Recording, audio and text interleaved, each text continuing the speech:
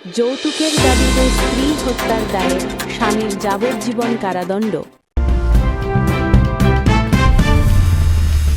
ফরিদপুরে যৌতুকের দাবিতে স্ত্রী হত্যার দায়ে স্বামীর যাবজ্জীবন কারাদণ্ড।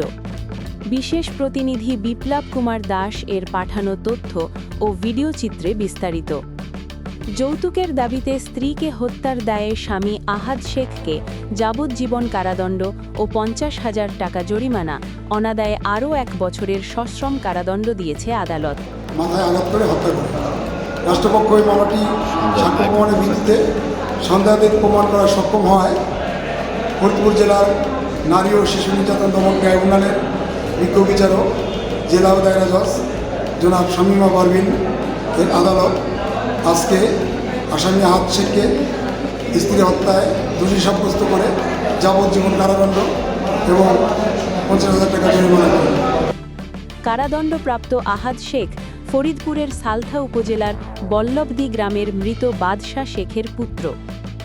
বৃহস্পতিবার দুপুরে ফরিদপুরের নারী ও শিশু নির্যাতন দমন ট্রাইব্যুনালের বিচারক জেলা ও দায়রা শামীমা পারভিন এ রায় দেন। এ সময় আসামি আদালতে উপস্থিত ছিলেন। রায়ে অপর 2 আসামিকে খালাস প্রদান করা হয়। আদালতের পাবলিক প্রসিকিউটর গোলাম রব্বানী ভূঁইয়া রতন এ তথ্য নিশ্চিত করেছেন।